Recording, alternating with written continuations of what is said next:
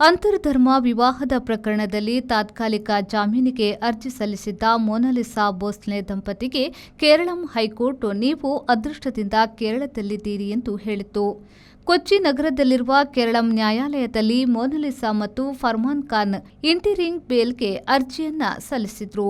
ಅದು ಜಡ್ಜ್ ಕೌಸರ್ ಎಡಪ್ಪಗತ್ ಅವರೆದುರು ವಿಚಾರಣೆಗೆ ಬಂದಿತ್ತು. ಮದುವೆಯಾದ ಸ್ಥಳ ಮತ್ತು ಮದುಮಗಳ ಪ್ರಾಯದ ಬಗೆಗೆ ವಿವಾದವಾಗಿ ದಂಪತಿಯ ಬಂಧನವಾಗಿತ್ತು.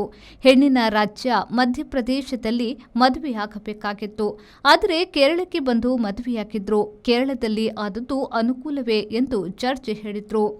ದೇವಸ್ಥಾನವೊಂದರಲ್ಲಿ ಮದುವೆಯಾದುದರಿಂದ ಎರಡು ಧರ್ಮಗಳ ಕೆಲವರು ಅದನ್ನು ವಿರೋಧಿಸಿದ್ರು.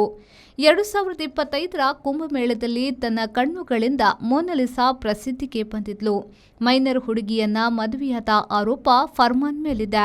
ಮೊನಾಲಿಸಾ ಮಧ್ಯಪ್ರದೇಶದವಳು. ಅಲ್ಲಿನ ಸರ್ಕಾರದ ಪರ ಸಾಲಿಸಿಟರ್ ಜನರಲ್ ಎಸ್.ವಿ. ರಾಜು ಹಾಜರಾಗಿದ್ರು. 2009ರ ಡಿಸೆಂಬರ್ನಲ್ಲಿ ಮೊನಾಲಿಸಾ ಜನನ ಎನ್ನಲಾಗಿದೆ. ಮೊನಾಲಿಸಾ ಗಂಡನ ಬಗೆಗೆ ಯಾವುದೇ ದೂರು ನೀಡಿಲ್ಲ. ಖಾಸಗಿ ದೂರಿನ ಮೇಲೆ ಫೋಕ್ಸೋ ಪ್ರಕರಣ ದಾಖಲಾಗಿದೆ. ವಿಚಾರಣೆ ಮುಂದುವರೆದಿದೆ. ಈಗಾಗಲೇ ದಂಪತಿ ಜಾಮೀನಿನಲ್ಲಿದ್ದು ಅದರ ಮುಂದುವರಿಕೆ ತಾತ್ಕಾಲಿಕ ಜಾಮೀನಿಗೆ ಅರ್ಜಿಯನ್ನ ಸಲ್ಲಿಸಿದ್ದಾರೆ.